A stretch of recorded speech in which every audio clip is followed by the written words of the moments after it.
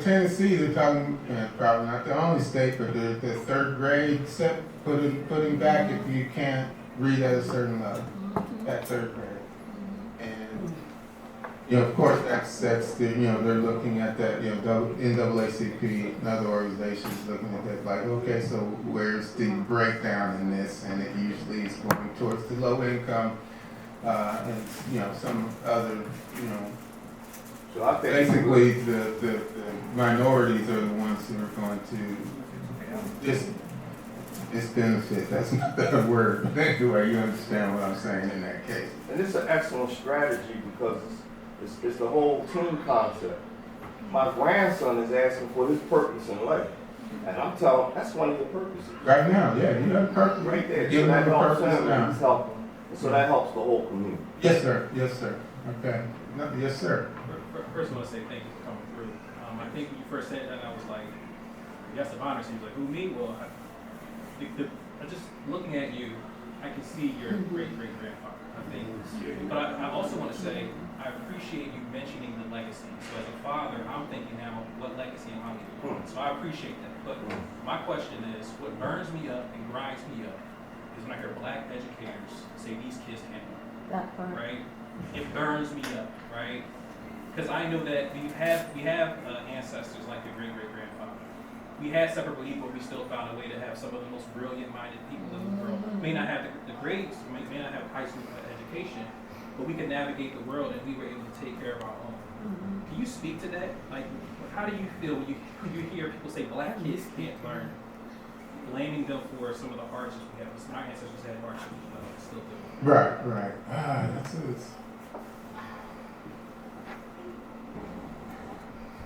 Dramatic pause moment there. So it's sometimes all right to stop and think and keep you out of trouble. Especially when you ain't talking with your wife.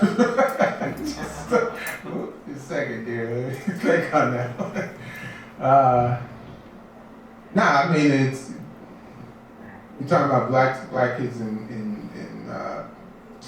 specifically, but any child, it's disheartening to think, that someone, especially if you're in the realm of an educator, that you would get to the point that you feel that someone, especially a young person, can't learn. And sometimes I think not realizing what the underlying circumstances of that individual child is.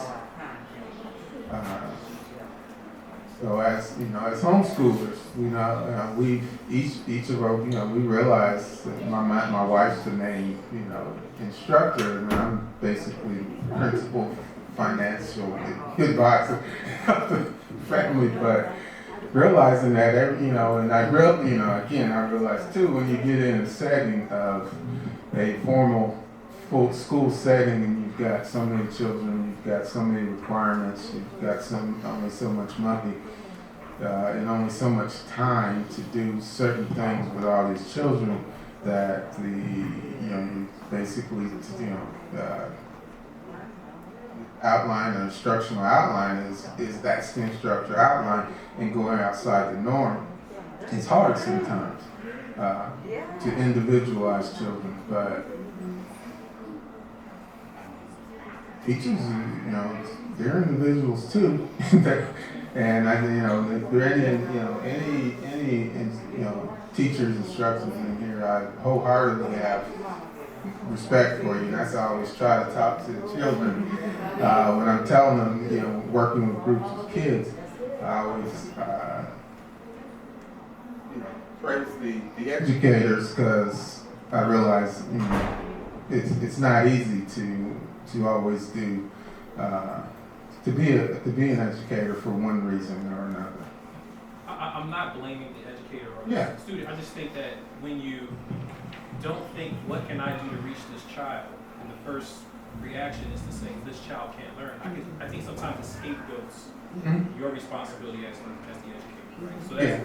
that was the like. I mean, I think in some cases, and I'm not playing advocacy with you, but you just bring out a subject, we're discussing it. And sometimes, just like when we, I think about when we, like I said, sometimes stop and think about it.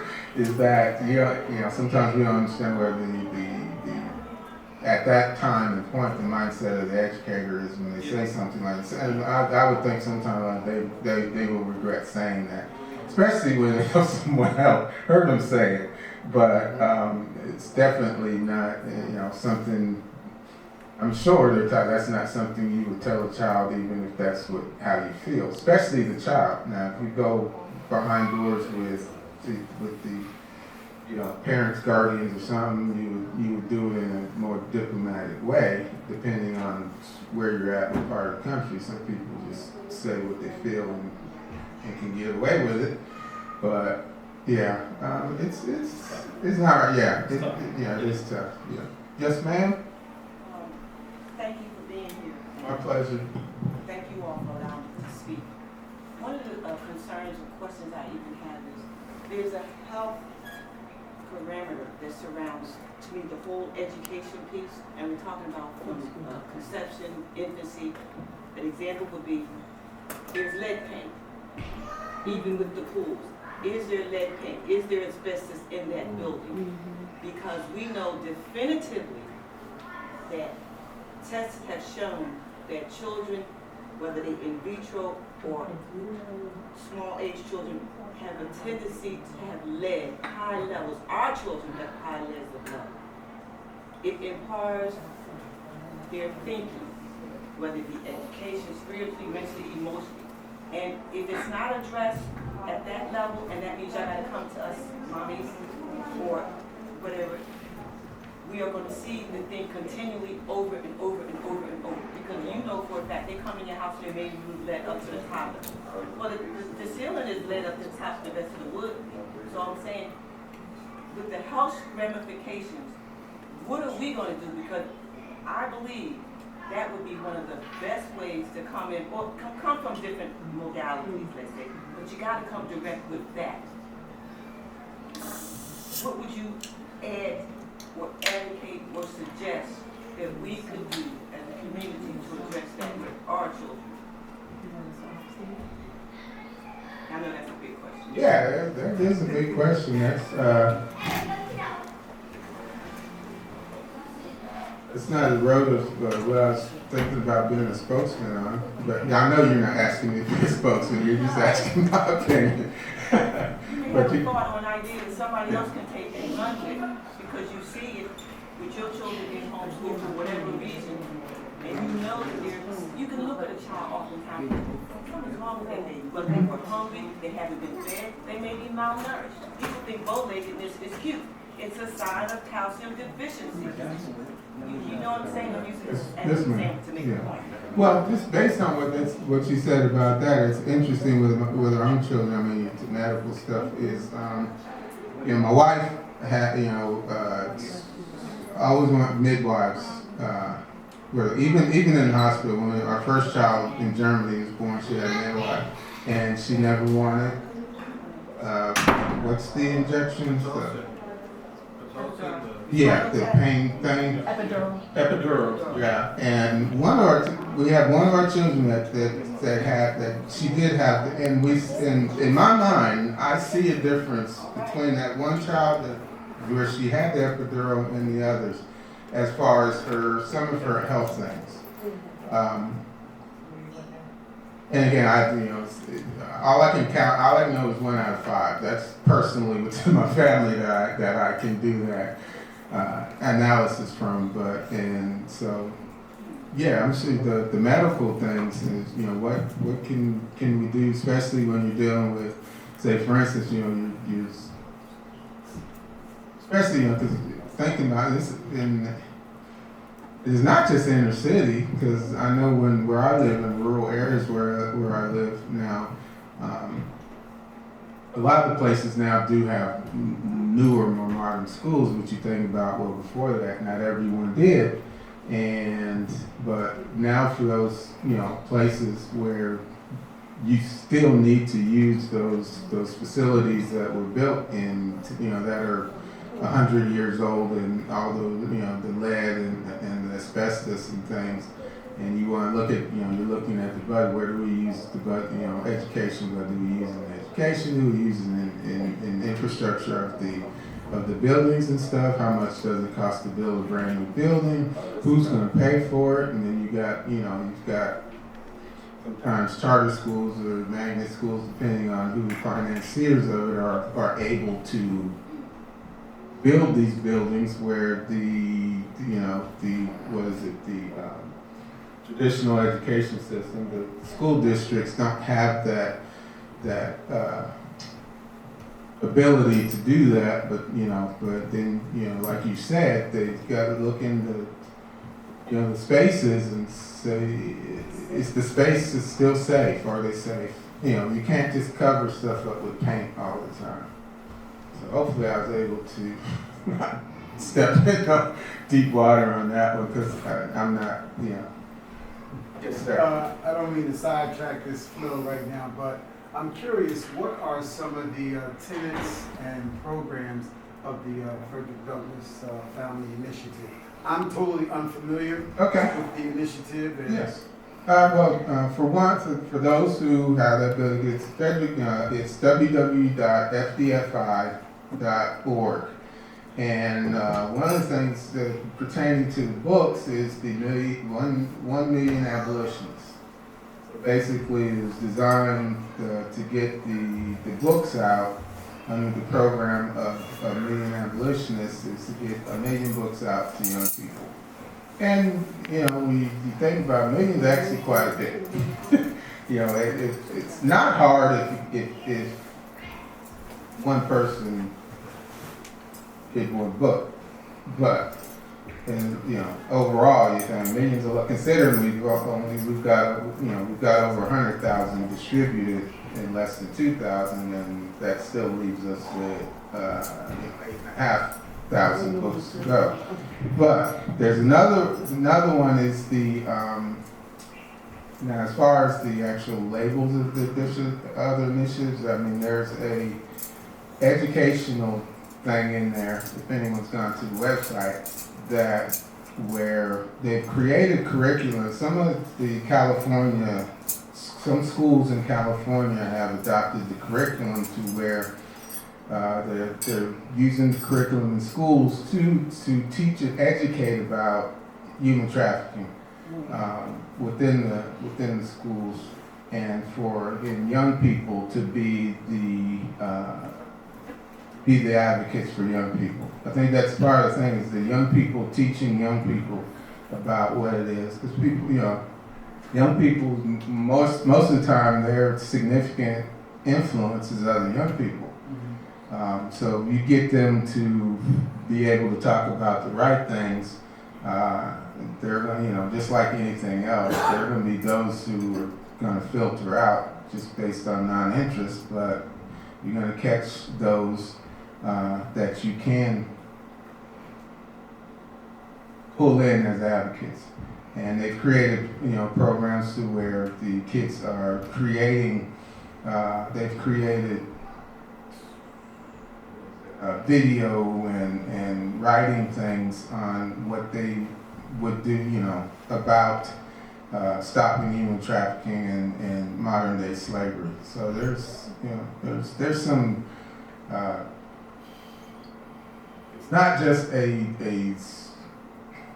I'm trying to figure out, some right words, but it's an organization that's actually created some things with teeth directed towards young people that can be significantly successful. I have a second part to the question, if you don't mind.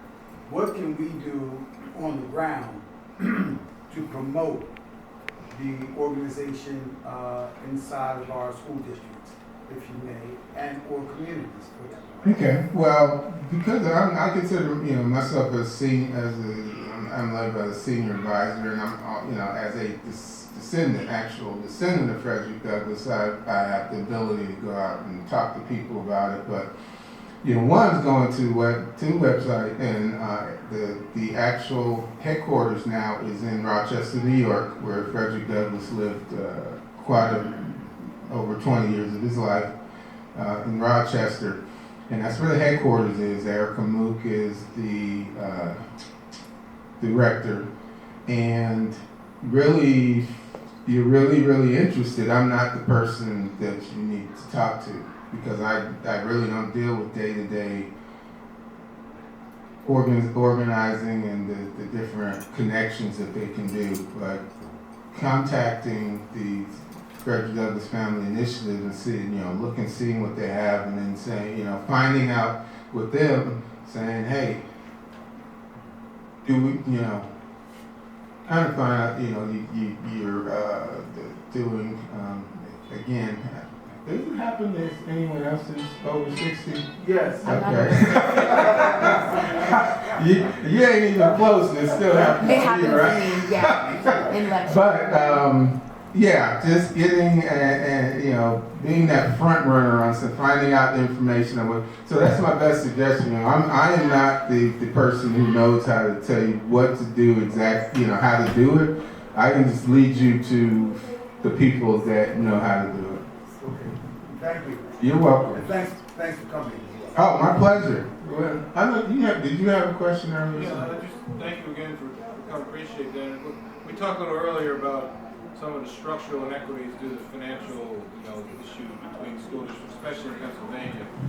But one of the things we brought up when the gentleman mentioned about some students not being able to timetables or penmanship, there's a sort of a curricular inequity between the public systems and some of the non-public, private, or other systems. And I don't know if you've seen this in other parts of the country, but we're not teaching children certain fundamentals like penmanship, handwriting, right? Or mental math, which historically, till the age of computers and all, were two of the signs that you had something going on. So I just wonder, as you go across the country, if you're seeing anything or something that has been done with.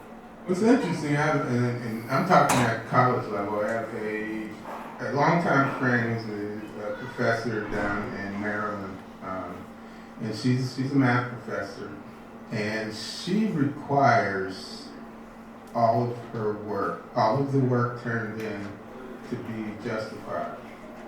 Whether you did it on a computer, or not, you have to show the work. And she gets really bad reviews because kids are used to the electronic ability to do all this stuff, and she just wants them to be able to use your cognitive skills to do the same thing. Right. You can do all that and then go back and write it all down, but yeah. And so, it is important to, because you got to be able to blend both. You can't just push something away just because we're evolving electronically or something, in that way. And so again, I think as time extends into the electronic, we've been in electronic age forever, but whatever the age we're in now is that, what happens when the lights went out, what did we do? We grabbed that old lantern. What happens? What happens when all our resources go out? You've got to be able to know how to do things in a what's the word my wife said one day, in a little house on the prairie way. Yes, ma'am. Have I met you? Yeah, we met last Okay. year. Okay. Good to see you again. Good evening, everyone. As I'm listening to the conversations that we're having the question that you posed about teachers, I'm an educator, 14 years, I'm now a professor. And when we talk about your question, so I'm linking the two, The problem that I'm seeing, and this isn't a question, it's just commentary. I can't help myself. The issue is the fact that, one, Black people, we are the most ingenious beings alive, right? Like, I wholeheartedly believe that, right? Considering that your great-great-grandfather was able to read and learn, and like many of them did, right? Like, they found the way because they had that ambition. The young man mentioned the word ambition. They had the drive. So somewhere between our ancestry and present day, what's happened is we have adopted a deficit mindset. And that's the answer to your question. And it's because our education system, right, is functioning under a white supremacist patriarchal system. It wasn't ever built for us. So it's never going to serve us in the way that it should, and the way that we desire it to, right? The system wasn't built for us. So when we're talking about kids not knowing how to handwrite, like the 14 years of my teaching, for 14 years I taught cohort of students how to write their signature. And it's absurd. But I recognize that there's a difference. I was very privileged to grow up in a suburban district outside in Lehigh Valley, and I got good education, right? Like, I learned how to find my name. I learned how to do mental math.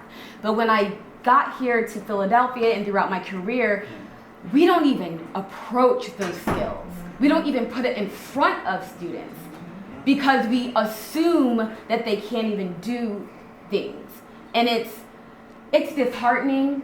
I've never been the principal's favorite teacher because of my mouth and the way that I'm speaking, but I know that what I'm trying to do on my end, now that I'm in higher ed, is really trying to get my students to divorce themselves of that ideology that your students can't. And so one of the ways that I'm doing that is really teaching them the science of teaching, the science of the brain. We should be approaching teaching like a science. There's no better way to teach other people than to know how their brain works, right? But we don't do that.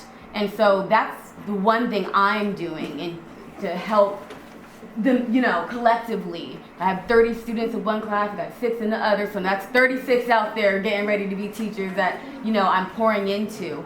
But just community-wise, we need to not accept that deficit mindset. Not accept when the teacher says, like, oh, your child can't do this, or oh, he just wouldn't do this, or oh, she just doesn't have the ability. Because that's not true.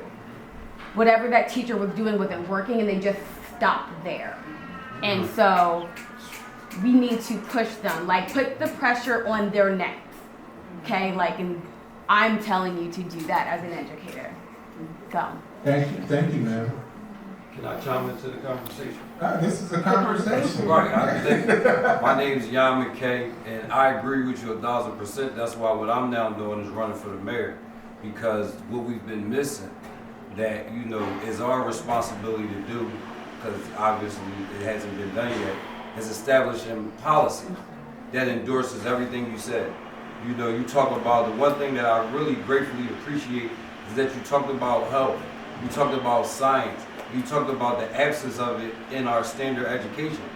We're talking about brain health, we're talking about behavior, everything, all the conflict is, and everything that we're working against us is rooted in.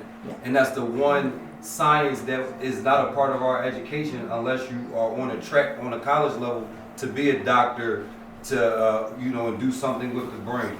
So what we haven't done that our ancestors have done is utilize our power to read and write and vote and put the proper people in position, because we've all been, because of all the trauma and this absence of this knowledge around the brain, it's been easy for them to attack us and create all this unnecessary trauma. But the great news that our ancestors have sent us is that the solution is very simple. It's very simple. Now we have the resources to do what it is that needs to be done. Make sure everyone and is around you knows how to read and write. And you do not need a paycheck to do that. That is your responsibility because that is the only way any of us know how to read and write. And educating, but also creating policy that mandates. That's the power of policy. And that's what we've been behind, is in policy. Because we've been so blessed by our ancestors to be blowing our lives away and being spoiled little brats. Complacent. As a collective and only talking about it up until this point, but God is good. So I'm just so grateful to be here and to get more confirmation that we got this thing. We know what to do. Absolutely. And I'll close out and say it's literally as simple as walking to the polls and pressing the button for the right person. That's going to make educating our children something that our ancestors had to find a way to do, which you already did. Explain to make that something that happens for every kid, and we got the opportunity to do it every day. Very much. Oh, yes, ma'am.